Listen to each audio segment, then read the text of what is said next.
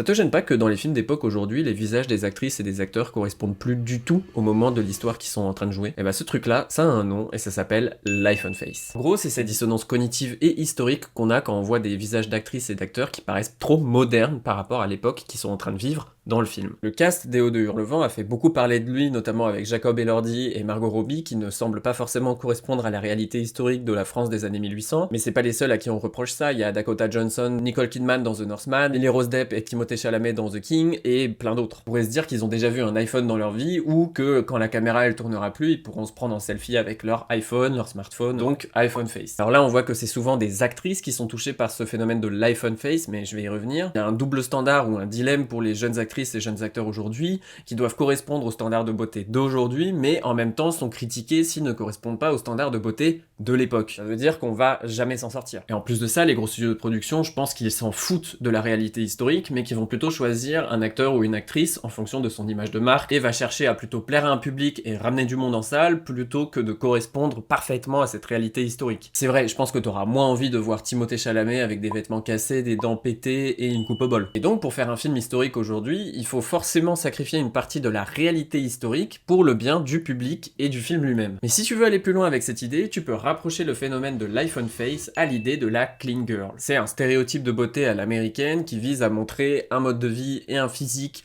très propre, pur, aseptisé, très blanc aussi, qui met toujours en avant des visages maquillés, immaculés, propres, parfaits, sans aspérité, et tout ça, ça va avec des vêtements neutres, blancs, pastels. Cette tendance, elle est apparue avec des célébrités comme les Kardashian, Zendaya ou même Sydney Sweeney, donc ça a touché à la fois le monde de l'influence et des réseaux sociaux, mais aussi le monde du cinéma. Et le problème avec cette image idéalisée, c'est que c'est le reflet d'une idée très conservatrice et patriarcale autour d'un mode de vie qu'on impose aux femmes pour les invisibiliser. Tu peux aussi forcément assimiler cette idée à la trend de la tradwife ou la femme traditionnelle, qui est encore une fois une trend visant à mettre les femmes au foyer, qui est quelque chose encore de très patriarcal et qui retire toute idée de féminisme, de progressisme et de toutes les idées qui vont avec. Du coup, l'iPhone face dans tout ça, ça peut être vu comme un résultat ou un symptôme de ce double standard qui fatigue tout le monde en fait. Tu peux alors parler d'uniformisation qui se voit dans tous les standards de beauté qui commencent à se ressembler partout dans le monde, et ça c'est une des caractéristiques du capitalisme. L'iPhone face montre alors cette volonté capitaliste de vouloir correspondre aux mêmes standards de beauté partout dans le monde. Tout ça, ça pourrait signifier une rupture ou en tout cas un changement dans notre façon de voir et de faire le cinéma, qui va vers une uniformisation des visages pour chercher le visage parfait, alimenté par une idéologie conservatrice et patriarcale, beaucoup moins bienveillante envers les femmes, le féminisme et toutes les idées progressistes qui vont avec. Ça voudrait dire qu'on arrive dans une ère où le cinéma se veut plus comme un art de performance et d'esthétisme,